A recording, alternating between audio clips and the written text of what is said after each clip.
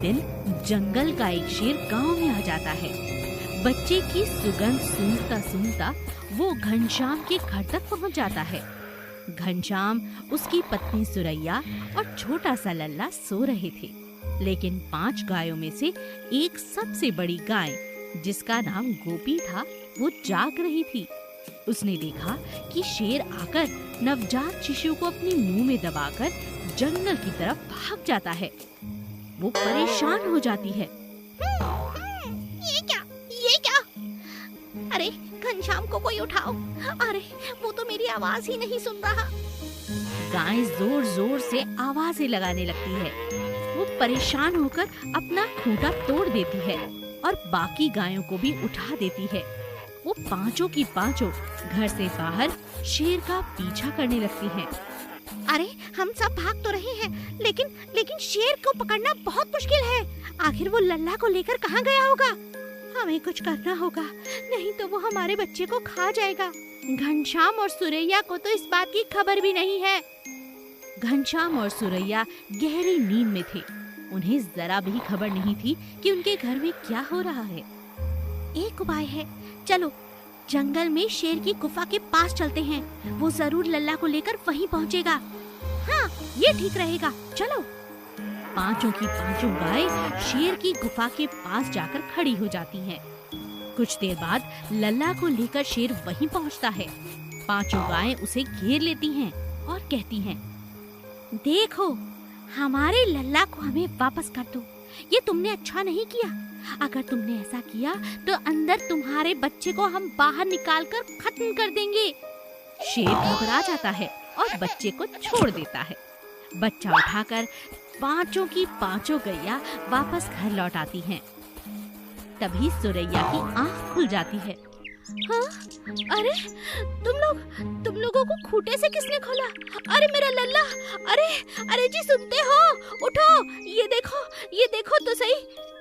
गोपी के पास हमारा लल्ला है। दोनों पति पत्नी समझ जाते हैं कि पांचों गाय मिलकर उनके लल्ला को एक जानवर से बचा कर लाई हैं। पति पत्नी पांचों गाय को प्रणाम करते हैं और कहते हैं, तुम्हारा बहुत बहुत धन्यवाद गैया। आज तुम मेरे लल्ला को जिंदा ले आई हो।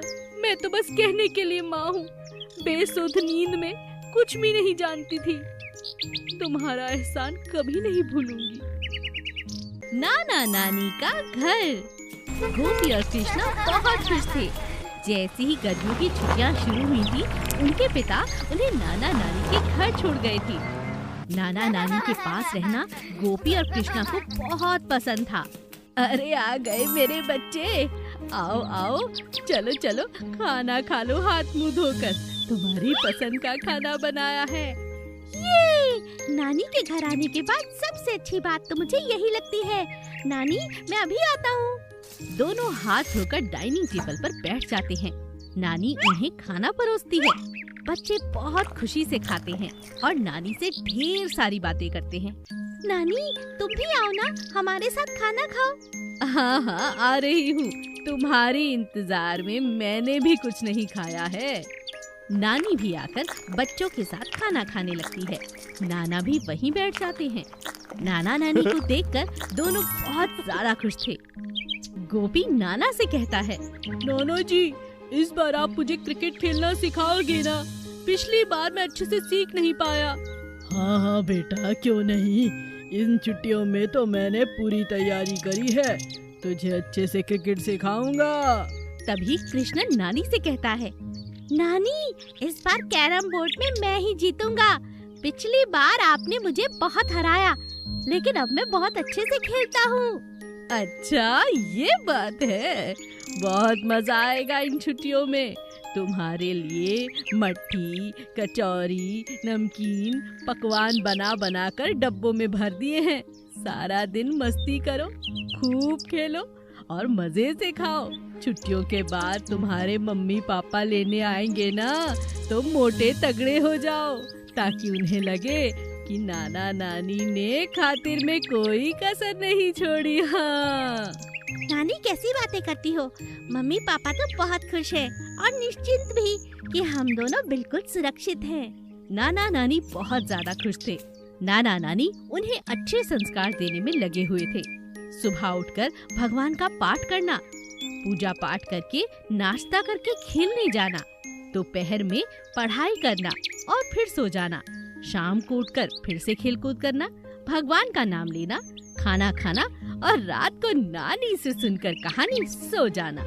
ये नियम दोनों ने बहुत अच्छे से निभाया। छुट्टियां खत्म होने को थी और नाना नानी उदास हो गए थे। अब कल तेरे पिताजी आकर तुझे ले जाएंगे कृष्णा, कैसे जी लगेगा मेरा? अगले साल फिर आना। हाँ नानी, क्यों नहीं, हमारा भी जाने को जी नहीं करता, लेकिन जाना है ना, पढ़ाई करनी है, आप ही ने तो सब सिखाया है। आहा,